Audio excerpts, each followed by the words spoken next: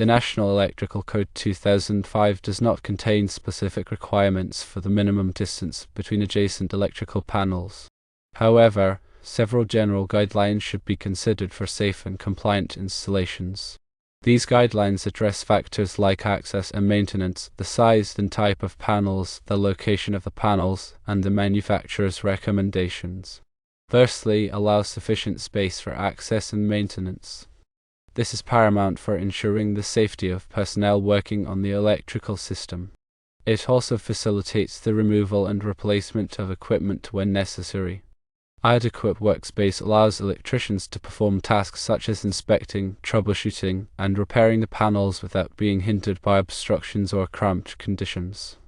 This workspace must comply with NEC Article 110.26, which defines the working space about electrical equipment operating at 600 volts or less. The depth of the working space in the direction of access to live parts must not be less than specified in Table 110.26. A1. The minimum clear distances vary based on voltage to ground and conditions. Condition 1 exists where there are exposed live parts on one side of the working space and no grounded parts or grounded parts requiring guarding on the other side of the working space.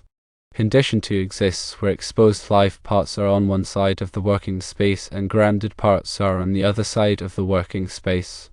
Condition 3 exists where exposed live parts are on both sides of the working space or where exposed live parts are on one side of the working space and grounded parts are on the other side of the working space with the employee between them. For example, for equipment operating at 151 volts to 600 volts, the minimum clear distance for condition 1 is 3 feet, for condition 2 is 3 feet, and for condition 3 is 4 feet. The width of the working space must be the width of the equipment, or 30 inches, whichever is greater. And all working space shall permit at least a 90-degree opening of equipment doors or hinged panels. The height of the working space shall be a minimum of 6 feet 6 inches or the height of the equipment, whichever is greater. This space must be clear and extend from the grade floor or platform. Secondly, consider the size and type of the panels being used. Larger panels inherently require more space than smaller panels. This is due to their physical dimensions and the increased complexity of the internal components. Larger panels may also have more extensive wiring and connections, necessitating additional room for routing and termination. The type of panel also influences the required spacing. For instance, panels with integral cooling systems or ventilation requirements may need additional clearance to ensure proper airflow and prevent overheating. Thirdly, consider the location of the panels.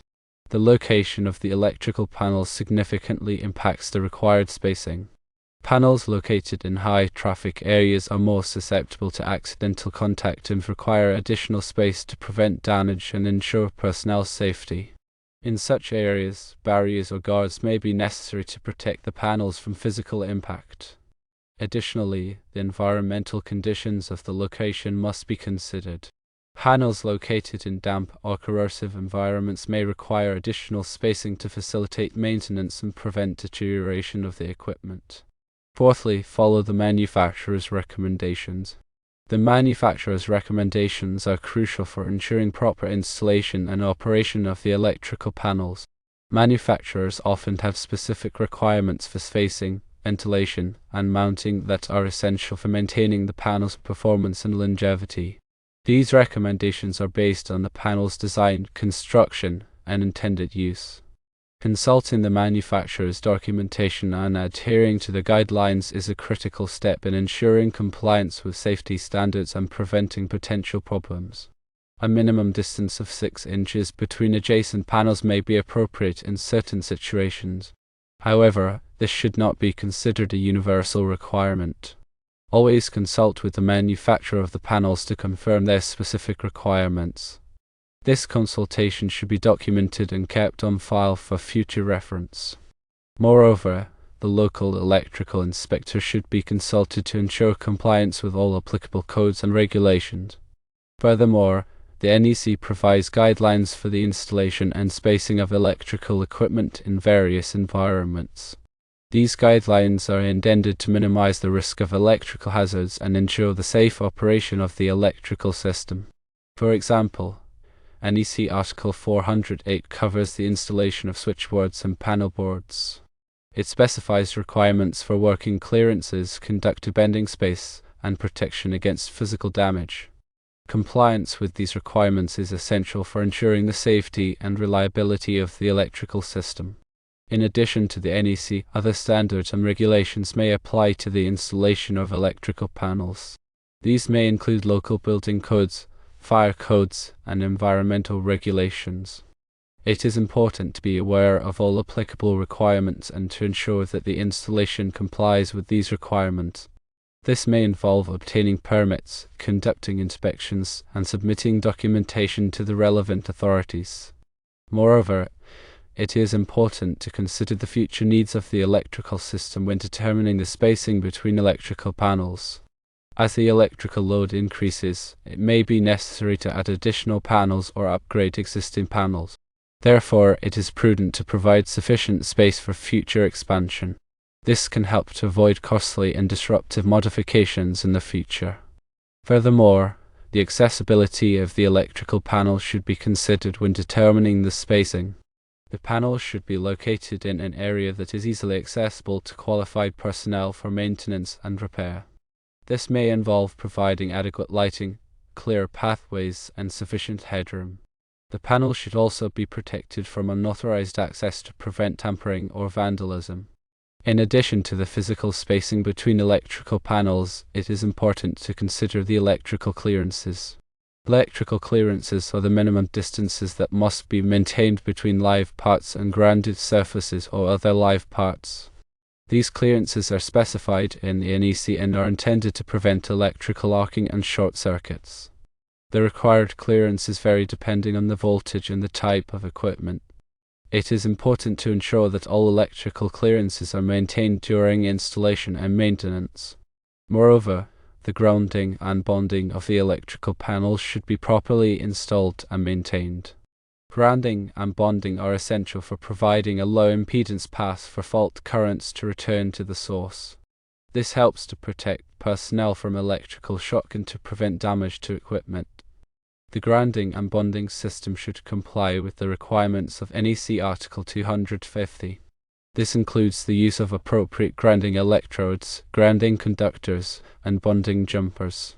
In addition to the above considerations, it is important to use qualified personnel for the installation and maintenance of electrical panels.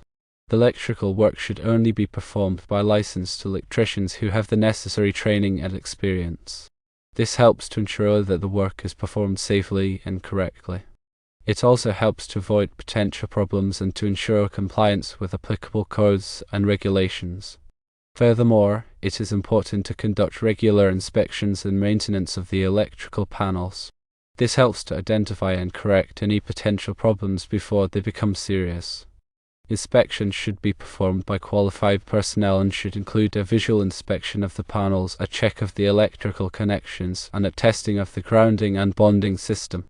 Maintenance should include cleaning the panels, tightening the connections, and replacing any worn or damaged component.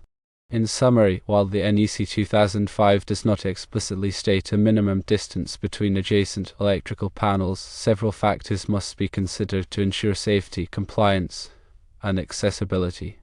These include allowing sufficient space for access and maintenance, considering the size and type of panels, considering the location of the panels, and following the manufacturer's recommendations. Consulting with the manufacturer, local electrical inspector, and qualified personnel is essential for ensuring a safe and compliant installation. Remember to also account for future expansion, accessibility, electrical clearances, and proper grounding and bonding. Consistent inspections and maintenance are also key to the long-term reliability and safety of the electrical system.